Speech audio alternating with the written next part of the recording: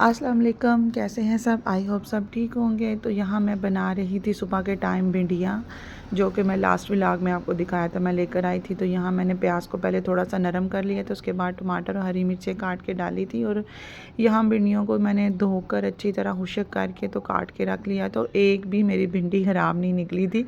तो उस दिन जो लेट मैंने इतनी वो चुन चुन के डाली थी ना, उसका ये फ़ायदा हुआ था। तो यहाँ गैस हमारी आती है 12 बजे। गैस आते सारी मैंने पहले हांडी चढ़ा दी थी सब्ज़ी की, और दूसरी साइड पे मैं बना रही थी चने की और मूंगी की दाल मिक्स करके, मूंगी और मसूर की 3 दालें मिक्स करके बनाऊंगी।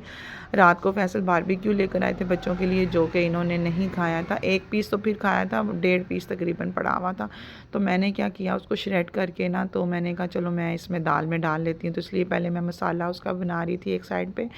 तो यहाँ टाइम थोड़ा होता है, सिर्फ 2 घंटे होते हैं जिसमें मैंने खाना बनाना होता है और नाश्ता वगैरह भी बनाना होता है। ये संडे का दिन था, बच्चे भी घर थे और बच्चों को भी बड़ी भूख लगी हुई थी और इन्होंने कहा था कि हमें नाश्ता दो। तो लेकिन मैंने पहले हांडी चढ़ा दी थी, क्योंकि इनके बाबा को रोटी चाहिए थी। तो कहवा वो पी चुके थे और उन्होंने ना रोटी खानी थी नहाते सारी। तो मैंने साथ ही सब्ज़ी चढ़ाई, हांडी चढ़ाई। मैंने कहा सब्ज़ी अभी दम में हो जाएगी और जब मैं दाल डालूँगी प्रेशर बंद करूँगी और साइड पे मैं आराम से नाश्ता बना दूँगी। और आज बच्चे कह रहे थे कि हमने बिस्किट और चाय जो है वो खानी है। तो मैंने कहा चलो ठीक है, मैं चाय बनाती हूँ, आप लोग जाके ना बिस्किट ले आओ। तो अब माशाल्लाह ये दोनों भाई ना खुद जाके, तो जो गली में दुकान है ना, हमारी गली में तो नहीं है, रोड के बाहर मेन पे ही है, लेकिन बिल्कुल पास है, तो ये आराम से जाके अपने लिए बिस्किट वगैरह ले आते हैं। यहाँ मैं एक केक बना रही थी, जिसमें मैंने 4 अंडे लिए हैं और उसमें 1 कप चीनी को पीस के डाला है मैंने, और बेकिंग वो वनीला पाउडर डाला है। और इसको मैं अच्छी तरह बीट करूँगी, इतना बीट करूँगी कि ये डबल हो जाएगा और इसका कलर भी लाइट हो जाएगा। पहले डार्क था, अब लाइट हो जाएगा। इसका ट्रिक यही है कि इसको बहुत ज़्यादा बीट करना है। अब मैं इसमें 1 कप मैदा और 3 चम्मच खाने वाले कोको पाउडर और 1 चाय का चम्मच बेकिंग पाउडर छाना हुआ पड़ा है। तो अब मैं इसको थोड़ा थोड़ा करके डालूँगी, फोल्ड और कट के जो इसका मेथड है उसके थ्रू मैं इसको मिक्स करूँगी। कभी भी आप इसको मुसलसल मिक्स ना करो, मतलब ऐसे फोल्ड करो और कट करो, ऐसे इसकी जो एयर है वो ख़त्म नहीं होती। और इसका राज यही है, जो सॉफ्ट बनता है ना केक, और इस केक में ना ही जाता है ऑयल और ना ही जाता है दूध, और उसके बावजूद ये केक इतना मज़े का बना था। ये बड़ी वायरल हो रही है आजकल वीडियो, तो मैंने कहा चलो मैं ट्राई करती हूँ। सोशल मीडिया पे आई थी तो मैंने ये ट्राई की है रेसिपी।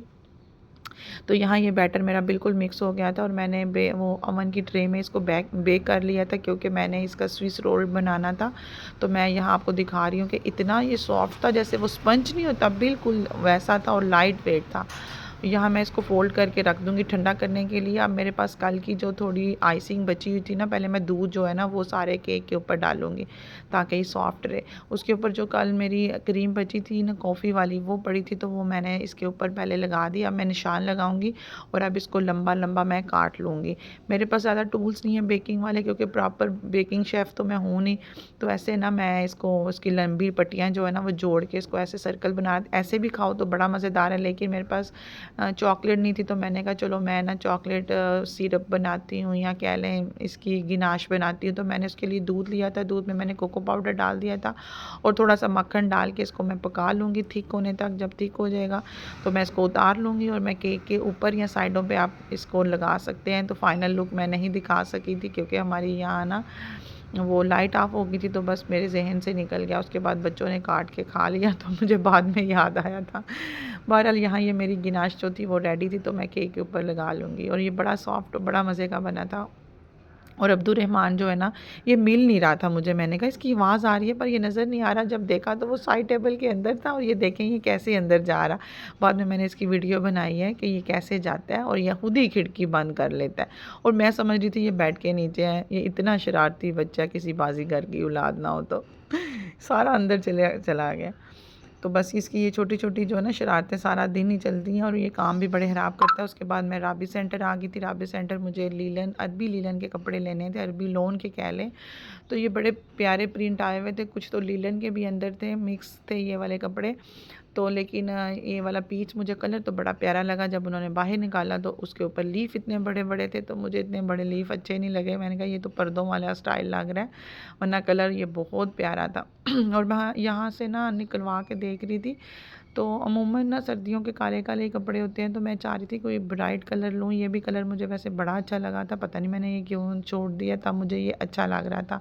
उसके बाद मुझे कोई पिंक में भी देखना था। फिर उसके बाद ये 2 सूट जो ऊपर पड़े हैं आपको, ये ऑफ वाइट के ऊपर ब्राउन और एक ये, इस शॉप से मैं ये तीनों बाय करूँगी। इनके साथ मैं ट्राउज़र मैच करूँगी और ये इन दोनों के साथ ट्राउज़र मैच करूँगी मैं गाजरी, और ये इसके साथ चॉकलेट ब्राउन, और ये ऑल ओवर मैं लूँगी जो ये छोटे छोटे फूलों वाला है। और एक और शॉप से मैंने पिंक लिया था। 4 सूट मैंने लिए थे। अब इनकी सर्दियों की कलेक्शन अभी और आएगी जो ज़्यादा गर्म कपड़ा होता है, लेकिन अरबी लिनन, शिफॉन और सिल्क बहुत प्यारी आई हुई थी इनके पास ना। मैं 2-3 शॉप पे गई थी, लेकिन इस एक शॉप पे मैं पिक्चर बना सकी हूँ। उसके बाद मैं निशात लिनन पे आ गई थी। निशात लिनन की सारी वैरायटी इनकी पहला वॉल्यूम आ चुका है, और ये इनकी 4000 की रेंज में जेकार्ड की शर्टें हैं जो बड़ी खूबसूरत लगी थी हमें। और इन पे 1-2 पिक्चर्स जो थी मैंने सेव की हुई थी। और ये वाली जो मैंने हाथ में पकड़ी है, ये पूरा रैक जो है ये उसके ऊपर बना हुआ है, करंडी के ऊपर बना हुआ है। और ये करंडी की सिर्फ शर्ट्स हैं, इसके साथ आप प्लेन ट्राउज़र मैच कर सकते हैं। उसके बाद बच्चों ने कुछ खाना था, तो फैसल ने उनको पूछा, तो असफ़ी ने कहा मैं तो डोनर कबाब खाऊँगा, और अरहम ने कहा कि मैं वो सैंडविच ग्रिल खाऊँगा। तो बस एक शॉप से पहले डोनर कबाब लिया, फिर दूसरी शॉप से साथ चाय ऑर्डर की थी, और चाय साथ उनका ग्रिल सैंडविच जैन और असफ़ी अरहम का आया था। और मैं यहाँ चाय पी रही थी, और यहाँ जैसे वो नहीं होता चूहा चीज़ के पीछे वो दिखाते होते हैं कार्टून में, उसकी खुशबू सूंघ के आता है, वैसे असफ़ी मेरे साथ कर रहा था। और यकीन करें इसने मुझे चाय नहीं पीने दी, और फिर एंड पे मैंने चाय उसको ही दे दी।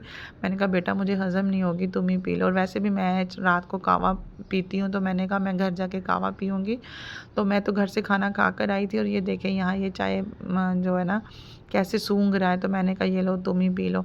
तो वैसे मैंने भी डोनर कबाब खाया था, जो कि मेरा बिल्कुल भी दिल नहीं था, और मुझे लगता था मैं ओवरलोड हो गई हूँ, तो चाय पीती तो शायद मुझे वॉमिट ही आ जाती। तो इसलिए ना मैंने फिर चाय असफ़ी को ही दे दी, और मैंने घर जाके फिर अपना कहवा ही पिया था।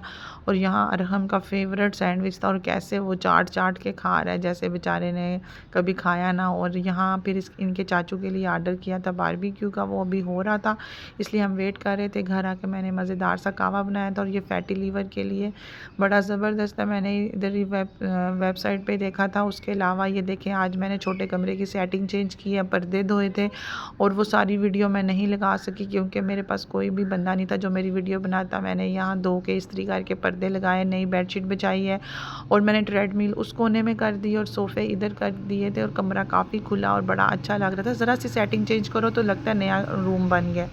तो बस यही था मेरा आज का छोटा सा व्लॉग। अगर आपको अच्छा लगा लाइक करें, शेयर करें, और सब्सक्राइब भी लाजमी करें मेरे चैनल पे। कुछ लोग आके चले जाते हैं लेकिन सब्सक्राइब नहीं करते। ओके जी, अल्लाह हाफ़िज़।